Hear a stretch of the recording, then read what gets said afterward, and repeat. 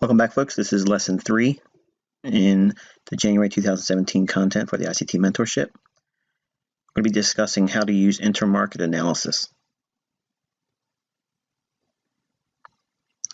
Okay, our intermarket analysis presentation here is going to be predominantly conceptualized thinking. So there's no charts here, there's nothing exciting, okay, but it's dry, useful information, but it's very, very dry. So I'm going to warn you ahead of time. So if you're trying to do something apart from 100% attention, you want to save this lesson for a time when you can focus on the presentation very closely and take notes.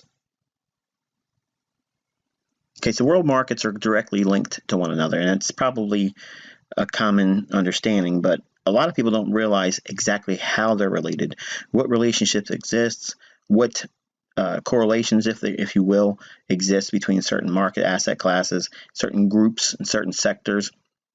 There's closely related correlations between some unexpected markets where, without having a global or macro understanding of what they do as a country in terms of exports, you wouldn't understand what the relationships would be without having that information or that study behind you. So understanding them as a collective whole, or how these markets relate with one another, will aid in your analysis. And now, since the January content is predominantly focused on 100% long-term analysis, our focus needs to be on the relationships of these 4 groups. The 4 major groups of intermarket analysis are as follows: the bond and interest rate markets, the commodity markets, the stock market, and the currencies market. All 4 of these groups together are closely related with one another. Now, they don't move lockstep to one another. There's not a 5 points higher for bonds, therefore it's going to be 5 points in another asset class or group that's going to move in relationship to that movement. It doesn't work like that. Since we're looking at long-term macro perspectives and analysis concepts, there's going to be a certain measure of lead and lag time for some of these market relationships. And for some of you, that's going to turn you off right away because you're used to knowing this is what it's supposed to do, and therefore I'm going to expect it right now. And when you're being a long-term trader or using long-term analysis, there's going to be a certain measure of lead time and lag time before you actually see the marketplace reflect what would be expected in terms of the analysis concepts. But the benefit of this is, and this is what I have gravitated towards, you can use an economist theory, which is, instead of going through fundamental data, looking at things like CPI or employment trends, or all these fundamental data points that are released throughout the month, every single month, that's just too much information for me to digest, and I don't ever claim to have the mental capacity to understand it all. In fact, I've said many times in all of my teachings that I don't believe that there is a realistic way of staying abreast of all those types of things if you're wading through all that data. I mean, either you have to be a serious data nut, or to me, it's over everyone's head. I just don't think it could be done.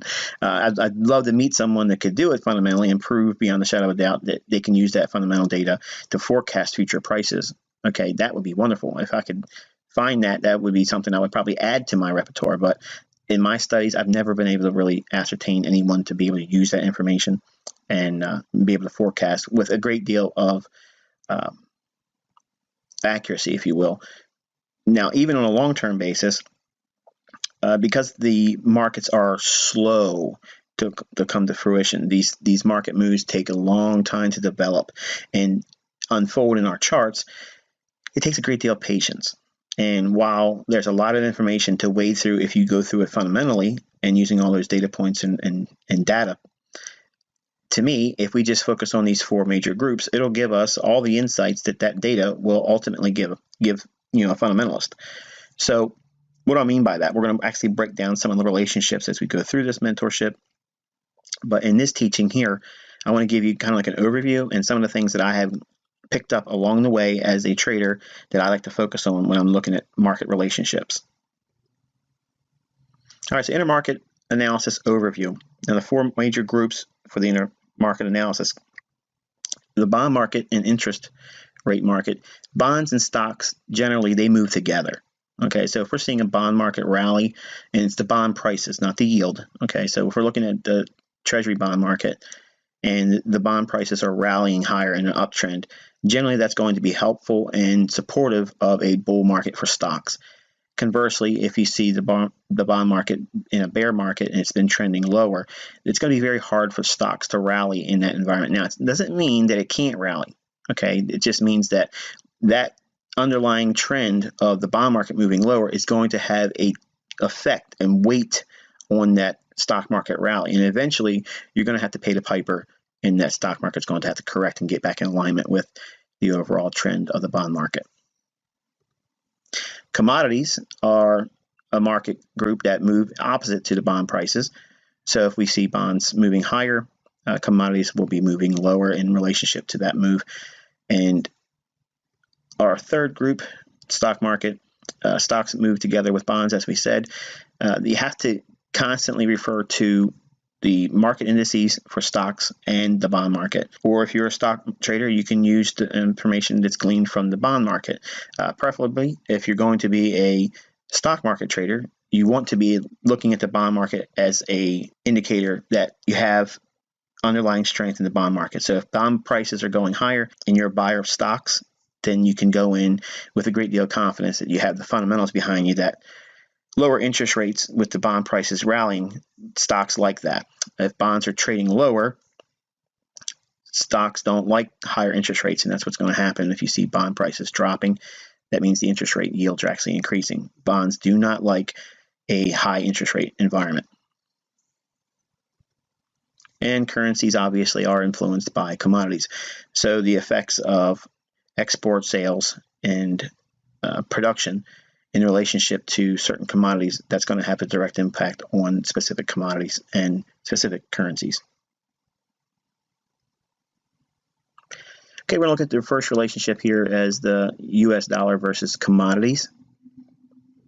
Okay, we're going to look at this as a inversely related relationship. In other words, they move opposite to each other. That means if the dollar index is moving one direction, the commodity as a group, as a whole, commodities will be moving the opposite direction.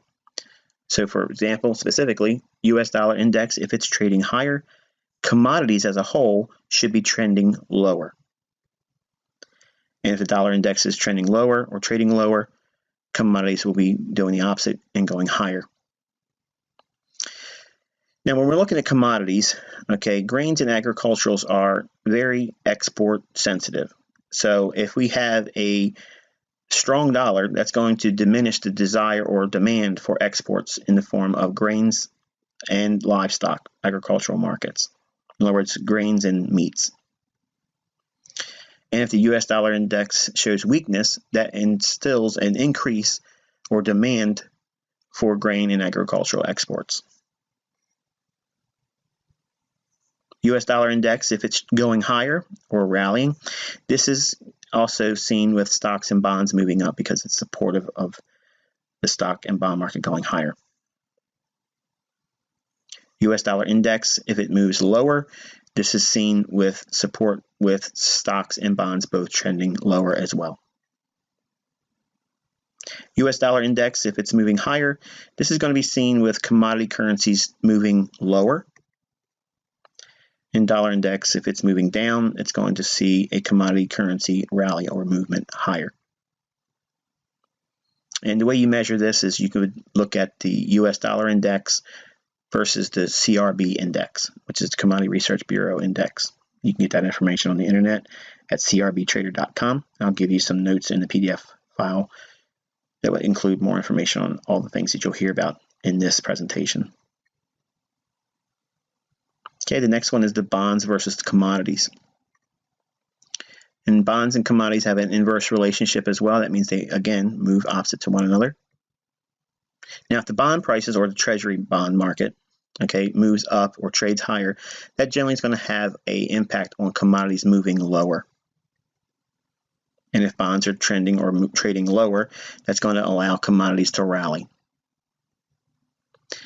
Now, when we're looking at the relationship between bonds or treasury bonds, 30-year treasury notes, and the commodity market, what we're really focusing on is inflationary impact.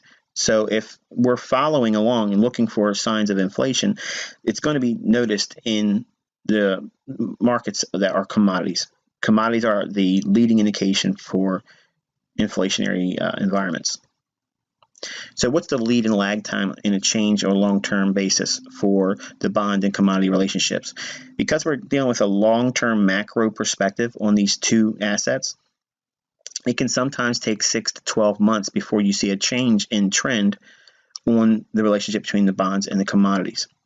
Now, that means that commodities may turn up and bonds may eventually turn lower as a result later on, or bonds may turn up and commodities may turn lower later on as a result of that. It doesn't happen lockstep for step. It doesn't give you that immediate feedback because it's long-term macro fundamentals that are behind these big moves, especially when we're dealing with these two asset classes as a relationship basis.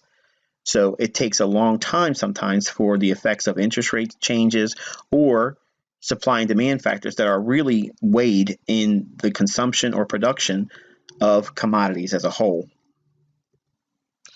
Now, Treasury bonds or T-bonds versus the CRB index is what you'll be using to measure the relationship between the two. But the CRB index, let me add this to your notes, it's very heavily weighted with the agricultural and grain markets. So when we look at CRB index, it's very, very heavy on soybean prices, wheat prices, corn prices, cattle prices, hog prices.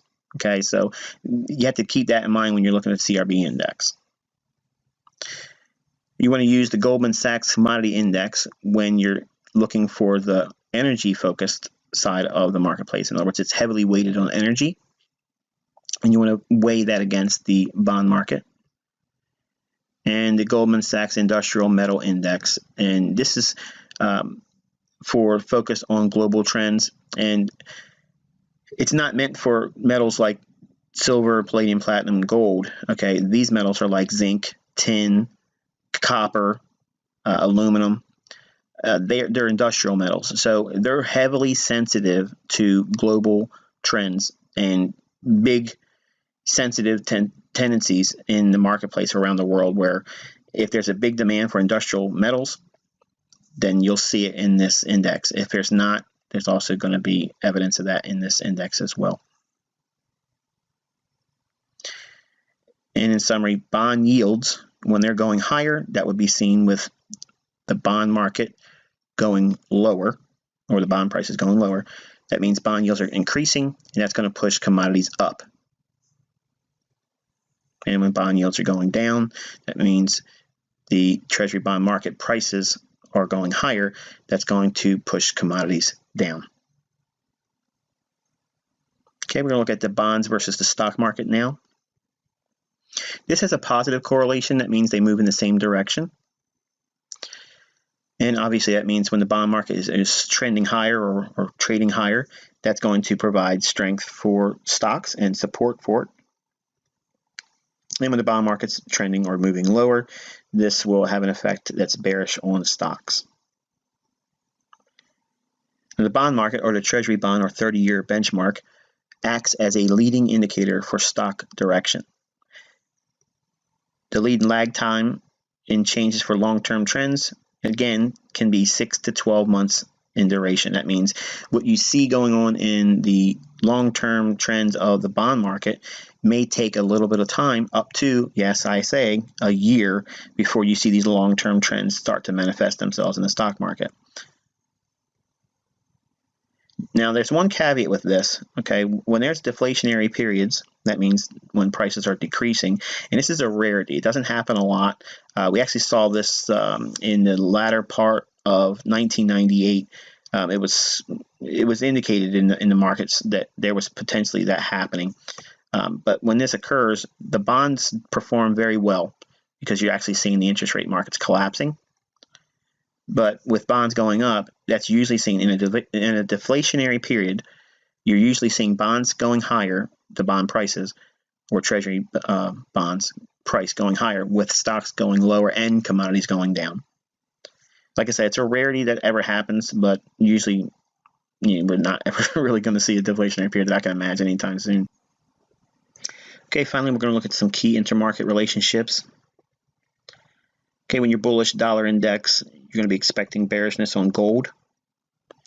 Bullishness on gold, you're going to be expecting Aussie, New Zealand to be bullish because of their nature as a gold exporter. When oil is bullish, you're going to be bearish on US CAD because of the Canadian export leadership in oil exports. Dow, when it's up or bullish, that's Nikkei index is bullish as well. There's a direct relationship to the Dow and Nikkei. And when Nikkei index is down, that's going to be bearish for the US dollar versus Japanese yen pair. And generally when yields are down or bearish, that's going to be bearish for the currency because money seeks yield. And when gold is bearish, that's usually bullish for US dollar versus CAD. And finally, by having an understanding of all these relationships as a whole conceptually, they give you confirmation of long-term analysis. The relationships between all of them, if you're seeing a number of these things in alignment with your long-term analysis, you're probably on to the right path. In other words, you're looking into the right direction in the marketplace. Rarely will you see a wide disparity with all of these things not aligning. If you have a good sample size of some of these things in alignment, generally your long-term analysis is probably going to be true to form. It'll probably pan out in the long-term direction like you think it will. The problem is timing.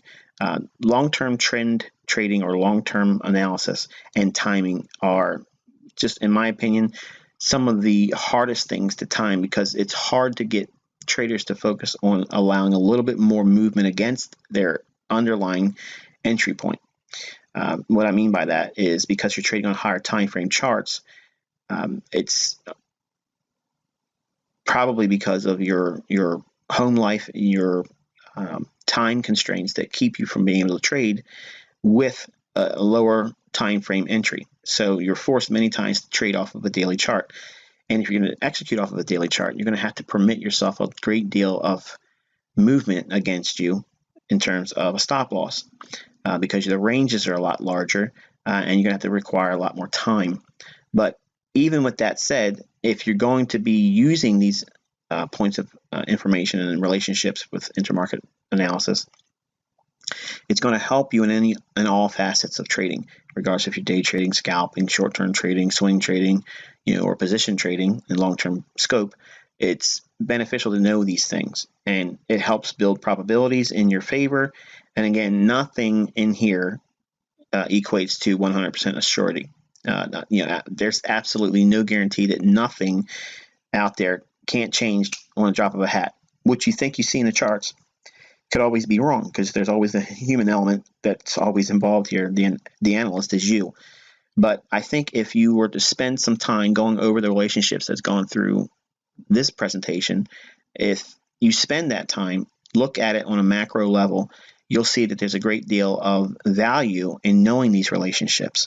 And because they are leading you to a long-term trend following directional bias using higher time frame daily charts, it will give you confidence as a trader to know that you're trading with the underlying fundamentals and you don't really require all of that time and energy and diligence needed to go through fundamental data.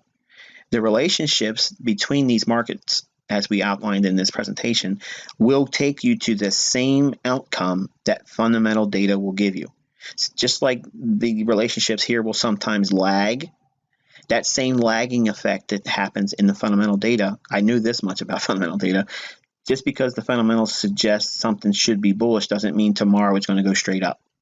Okay, there's going to be time that has to be built in for that market to start building in a bullish tendency, and then it'll start to move higher.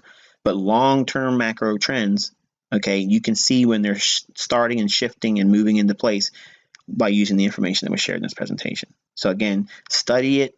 Believe me when I tell you the information in this is worth its weight in gold. It's not something that is sexy. There's not a lot of charts where I can show you Judas swings and patterns and all this and that. But it's real information that has a direct relationship to how the markets work as a whole how they tie together, and it keeps you out of having to look at fundamental data. And if there's anything else that you can't associate with in terms of value, that's enough. There's so many things out there that you would be wasting, in my opinion, your time, going through all that data, and when you could just simply see what price is telling you, because price and all these asset classes together as a whole will reflect what the fundamentals are actually doing. Because trained accredited staff at these big institutions, banks, producers, manufacturers, and exporters, they're using that real fundamental data. They have people that are trained accredited, and they're able to use that information to forecast trends in sales and consumption, all those types of things. And they make their business plans around those data points. I can't keep abreast of all that stuff. There's too many things that's going on in my own personal life, let alone to keep up with all of the ever-changing things in the marketplace. So if I can look at the price of these asset classes and the relationship between all four of them in concert with one another, I will, just like you will, come to the conclusion of what the geopolitical macro trend and, dare I say it, fundamental perspective is on the market as a macro perspective trader. Until next time, I wish you good luck and good trading.